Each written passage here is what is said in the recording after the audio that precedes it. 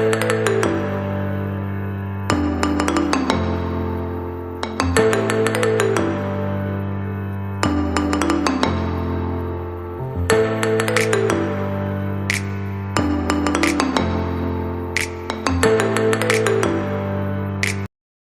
Everyone, welcome back to my channel. তোমরা সবাই কেমন আছো? আশা করছি ভালো আছো, আর আমিও কিন্তু ভীষণ ভালো আছি।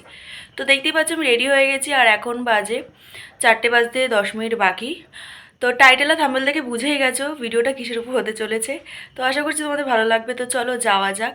তো আরেকবার তো আমি বলে দিচ্ছি, আমরা যাচ্ছি দীঘা। তো চলো দীঘার ব্লগ সবটাই তোমাদের সাথে শেয়ার করব। এখন বেরিয়ে যাচ্ছি, 4টে নাগাদ বেরিয়ে যাব। তো আমাদের বাড়ি থেকে হাওড়া বেশিক্ষণ না, 5-6 স্টেশন পর হাওড়া। তো চলো যাওয়া যাক, আর তোমরা ভিডিওটা কন্টিনিউ দেখতে থাকো। আর সকালবেলা উঠেছি, মানে সব কথা মানে জড়িয়ে জারিয়ে যাচ্ছে, তো তোমরা একটু প্লিজ মানিয়ে নিও। তো চলো যাওয়া যাক। তো চলো। তো এই যে আমি রেডি হয়ে তোমাদের দেখিয়ে দিলাম। তো চলো এবার বেরোনো যাক। তো বেরিয়ে পড়েছি, দেখো রাস্তা একদম ফাঁকা, স্বাভাবিক, কারণ ভোরবেলা দোকানপাট সব বন্ধ। আর একটু একটু ভয়ও লাগছিল, কিন্তু কিছু করার নেই, যেতে তো হবে, যেহেতু সকাল সকাল না বেরোলে ওদিকে 6টার ট্রেনটা পাবো না। 6টা 50 ওখান থেকে ট্রেনটা ছাড়ে হাওড়া থেকে। তো দেখো এই যে সামনে আমাদের সব যারা যারা যাচ্ছি তারা যাচ্ছে। তো চলে গেছি আমাদের স্টেশনে। তো স্টেশন থেকে এবার ট্রেন ধরবো, তো তারপরে চলে যাবো হাওড়া। তো এই যে হাওড়ায় পৌঁছেও গেছি, বসে রয়েছি এবার ট্রেন আসার অপেক্ষায়। তো তারপরে চলে যাবো দীঘা। তো দেখো বন্দে এক্সপ্রেস আসলো, বন্দে ভারত এক্সপ্রেস, পুরী যাচ্ছে ট্রেনটা। তো একটুখানি জাস্ট ভিডিও করে নিলাম, আর সাথে আমিও ভিডিও করে নিলাম।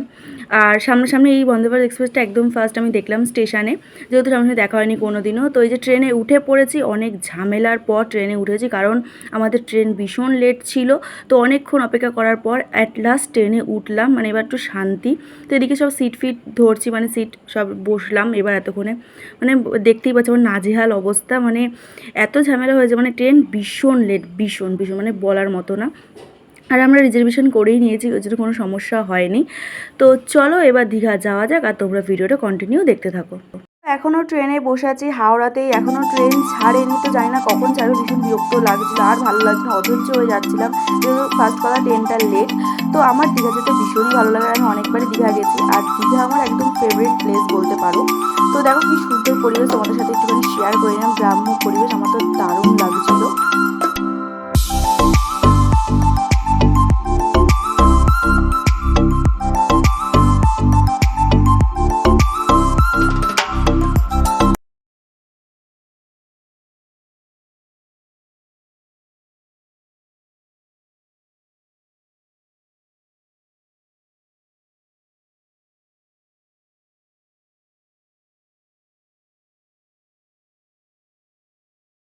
ট্রেনে বা একটু চা খেয়ে নিচ্ছি, আর আমরা বাড়ি থেকে টিফিন নিয়ে গেছিলাম, পাউরুটি, কলা, ডিম সিদ্ধ। তো সেই টিফিনটা করে নিয়েছি, আর তোমাদের সাথে একদম শেয়ার করা হয়নি। তো সবটাই শেয়ার করি, কিন্তু খাওয়া দাওয়ার ব্লগগুলো আমার শেয়ার করা হয় না, তার জন্য সরি। কারণ আমি না খাওয়ার সময় ভিডিও করার কথা একদম ভুলে যাই, আর আমি ভীষণ পেটুক, মানে খেতে ভীষণ ভালোবাসি। খাওয়ার পেলে আগে খেয়ে নিই, তারপরে মনে বলি এই বাবা আমি ব্লগ করছি, তো ভিডিও করতে হবে। তো যাই হোক না, আমরা যেটুকু পেয়েছি তোমাদের সাথে শেয়ার করলাম। তো অ্যাট লাস্ট দীঘা এসে পৌঁছালাম। খাওয়া দাওয়া, গান শোনা, টাইম পাস অনেক কিছু করেছি, ট্রেনের মধ্যে বসে আনন্দ করেছি। তো এবার দীঘা পৌঁছে গেছি, এবার যাবো রুমে। তো এখান থেকে আমরা গাড়ি ঠিক করে নেবো, তো গাড়ি ঠিক করে চলে যাবো রুমে। তো চলো যাওয়া যাক।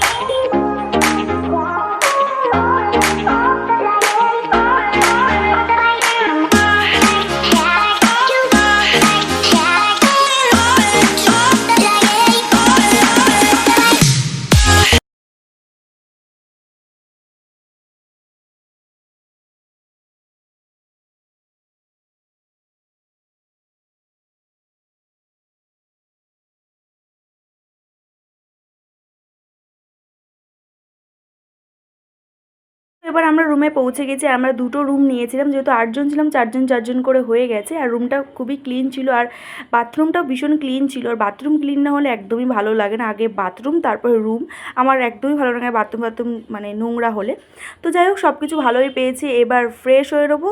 তো চলো এবার একটু ফ্রেশ হই। আর আমরা ঠিক করেছি খাওয়া দাওয়া করেই স্নান করতে যাব, কারণ অনেকটা বেলা হয়ে গেছিলো আমাদের যেতে। খাওয়া দাওয়া না করে গেলে, স্নান করে এসে খেলে অনেকটাই বেলা হয়ে যাবে। তাই আমরা খেতে বসে পড়েছি, ওই যে বললাম যে খাওয়ার খাওয়ার পরে মনে পড়ে ভিডিওর কথা, তো দেখো হাফ শেষ, তারপরে ভিডিও করছি। তো এই যে রেডি হয়ে গেছি, এইটা পরেই চলে যাচ্ছি, যেহেতু বাথরুম গেছি ট্রেনে, তো এই জামাটা পরেই চলে গেলাম স্নান করতে একেবারে, যেহেতু এটাকে আর রাখা যাবে না, আবার সেই ধুতেই হবে, তাতে চলো এটা পরে স্নানটা করে আসি। তো এবার যাচ্ছি সমুদ্রের দিকে সবাই মিলে স্নান করতে, আর ভীষণ মজা করেছি আমরা। আর ভীষণ রোদ, মানে এখনই গেছি এত রোদ, এর পরে তো কী হবে জানি না আমি। জাস্ট উফ, এবার শান্তি সমুদ্রটাকে দেখে, মানে এত জার্নি, এত কষ্ট করে আসা, মানে কষ্ট বলতে কি ট্রেনটা লেট, এটাই যে একটু কষ্ট হয়েছে, বাট এই সমুদ্রটাকে দেখে শান্তি, মানে সমুদ্র আমি খুবই ভালোবাসি, আমার ভীষণই ভালো লাগে সমুদ্রে যেতে। তো আবার দীঘা, পুরীটা অতটা ভালো লাগে না, কিন্তু দীঘাটা খুবই ভালো লাগে আমার, ভালো লাগে পুরী অবশ্যই ভালো লাগে, ঠাকুরের স্থান, কিন্তু আমার দীঘাটা বেশি ভালো লাগে। তো কার কার দীঘা ভালো লাগে অবশ্যই কিন্তু কমেন্ট করে জানাতে কেউ ভুলো না। তো এবার স্নান করা যাক, অনেক ঝাপাঝাপি, অনেক দৌড়াদৌড়ি, অনেক মজা করেছি, রিলস করেছি, ভিডিও করেছি, যাও সবাই ইনস্টাগ্রামে গিয়ে ভিডিওগুলো আমার দেখে আসো, @পিতিশা1211 আমার ইনস্টাগ্রাম আইডি। তো চলো যাও তাড়াতাড়ি রিলসগুলো ঝটপট দেখে লাইক করে আসো, আর চ্যানেলটা কিন্তু অবশ্যই তোমরা সাবস্ক্রাইব করে দিও, আমার ইউটিউব চ্যানেলটা।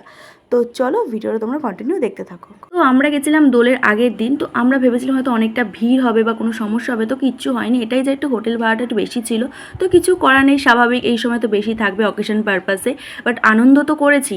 তো চলো এবার স্টার্ট করা যাক। আর ভিডিও করে দেওয়ার মতো সেরকম কেউই নেই, আমার মাই আমার সবকটা ভিডিও করে দিয়েছে, অনেকটাই হেল্প করেছে, আর ভালোই করেছে ভিডিওগুলো। তো আমরা কিন্তু 3 দিন ছিলাম দীঘাতে, আর 3 দিন আমরা ভীষণ এনজয় করেছি। তো স্নান করে এসে রেস্ট নিয়ে এবার সন্ধ্যাবেলা রেডি হয়ে গেছি, তো এবার যাচ্ছি একটু বিচে ঘুরতে। তো চলো যাওয়া যাক, আর কেমন লাগছে অবশ্যই কিন্তু আমাকে কমেন্ট করে জানিও। তো দেখে না আমার ফাইনাল লুকটা তোমরাই, তো আমি একটা নর্মাল গাউন পরেছিলাম, তো কেমন লাগছে কিন্তু জানাতে কেউ ভুলো না। তো চলো যাওয়া যাক। তো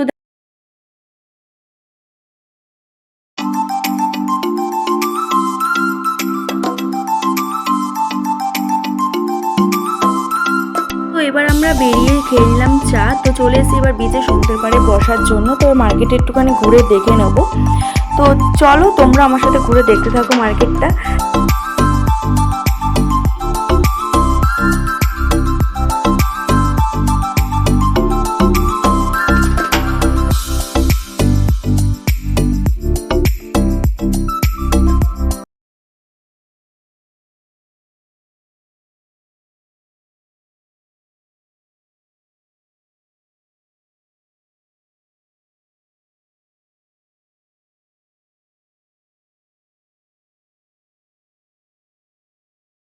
তো এবার একটু ফুচকা খেয়ে নেবো, আর চিংড়ি মাছের চপ টুকটাক খেয়েছিলাম। তো তোমাদের ফার্স্টেই আমি বলেছি যে আমি কিন্তু খাওয়ার ব্লগ তোমাদের সাথে একদমই শেয়ার করতে পারি না, আর আমার ঠিক ভালোও লাগে না।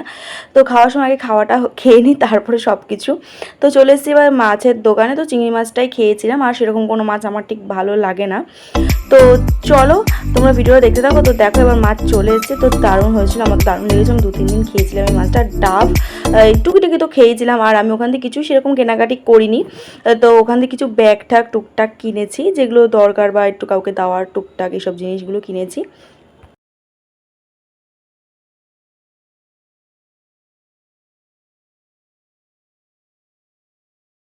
তো এবার চাউমিনের দোকানে চলে এসেছি, চাউমিন অর্ডার করে দিয়েছি। তো এবার চাউমিন খাবো, আর চাউমিনটা একদম ফালতু হয়েছিল।